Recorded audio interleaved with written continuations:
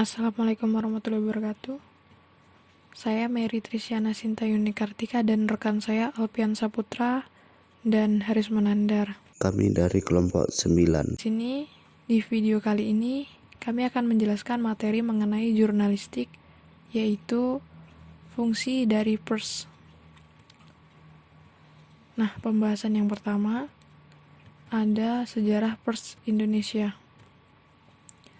Pers di Indonesia bermula saat kantor berita Antara berdiri tanggal 13 Desember 1937 sebagai kantor berita perjuangan dalam rangka merebut kemerdekaan Indonesia dan mencapai puncak pada 17 Agustus 1945 saat proklamasi kemerdekaan.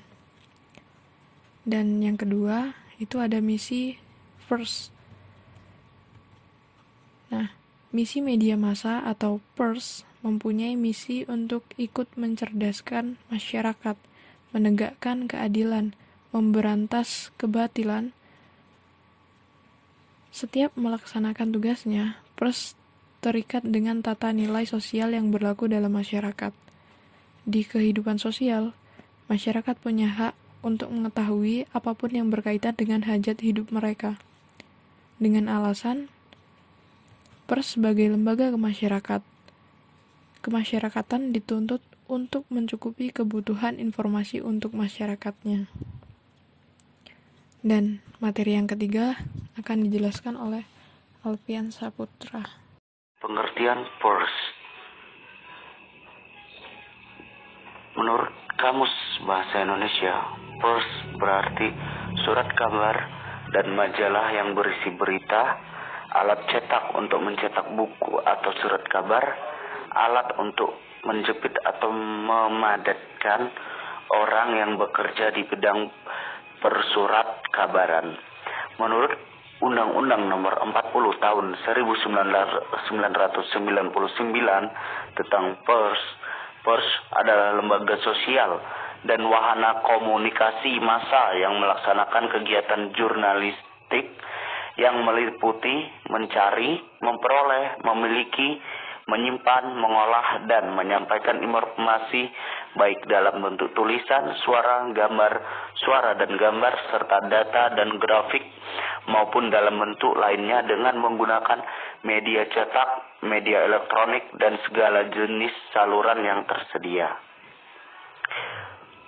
Fungsi pers dalam Undang-Undang Pasal 33 Undang-Undang Nomor 40 Tahun 1999 tentang pers, fungsi pers yaitu sebagai media informasi pendidikan, hiburan, serta kontrol sosial. Sedangkan Pasal 6 Undang-Undang Pers Nasional melaksanakan peranan sebagai berikut. Yang pertama, memenuhi hak masyarakat untuk mengetahui, menegakkan nilai-nilai dasar demokrasi, dan mendorong terwujudnya supremasi hukum dan HAM. Pers juga harus menghormati kebinekaan, mengembangkan pendapat umum berdasarkan informasi yang tepat, akurat, dan benar, melakukan pengawasan. Dan yang kedua, sebagai pelaku media informasi. Peranan pers. Pers menjadi lembaga infrastruktur politik di Indonesia. 1.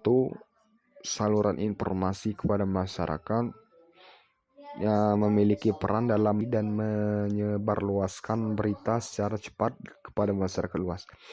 Menjadi sarana informasi antar kelompok masyarakat dan sarana pertukaran informasi. Dan menjadi saluran bagi debat publik dan opini publik. Jadi berperan juga sebagai sarana komunikasi dari bawah ke atas atau masyarakat ke negara, sehingga masyarakat dapat menyampaikan beragam aspirasi, kritik, usul, pendapat, dan saran lewat pers, sehingga media massa menjadi sarana efektif dalam menampung aspirasi-aspirasi rakyat. Mungkin hanya ini yang dapat kami sampaikan.